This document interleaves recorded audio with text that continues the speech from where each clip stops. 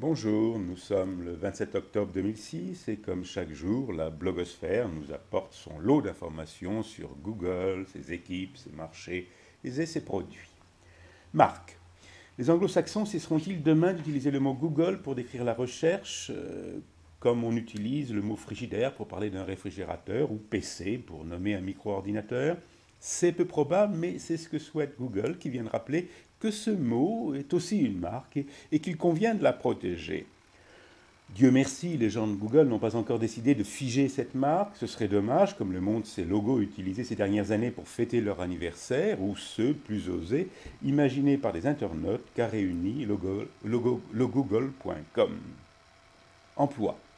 On sait que Google est très attaché à la qualité de son recrutement, on sait que ses dirigeants viennent de décider de faire évoluer leurs méthodes de sélection pour les rendre plus réactives et, semble-t-il, un peu plus proches de ce qui se fait ailleurs.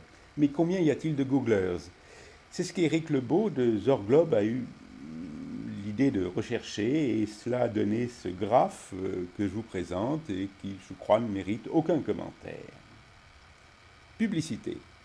Google va-t-il se lancer dans la publicité sur les podcasts, sur ces programmes audio qui miment la radio? C'est ce que croit savoir Todd de Geek News Central. Google commencerait, dit-il, par offrir l'hébergement gratuit de podcasts, puis proposerait des publicités, un peu comme ce qu'il a fait avec Gmail. Stratégie.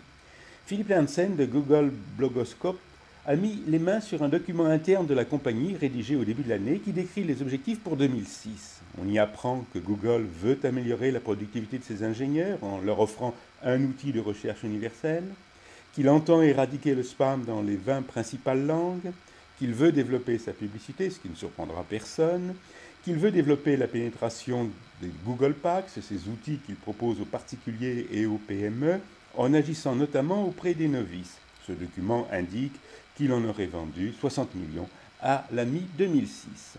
Ce même document indique que Google souhaite toujours produire autant d'innovations et qu'il travaille sur une nouvelle version qui serait révolutionnaire de Google News, version qui collecterait plus d'informations et donnerait aux personnes citées dans les articles la possibilité d'intervenir, de dialoguer, d'échanger. Toujours dans le domaine des innovations, les ingénieurs de Google seraient, d'après ce document, en train de mettre au point un dispositif qui permettrait de suivre les consultations des pages sur les cartes, comme c'est aujourd'hui le cas, mais aussi dans la journée. On pourrait ainsi savoir combien de personnes ont consulté telle page à telle heure dans telle région. Ce document indique enfin que Google aimerait consolider ses innovations et éviter qu'elles se déploient dans un peu tous les sens.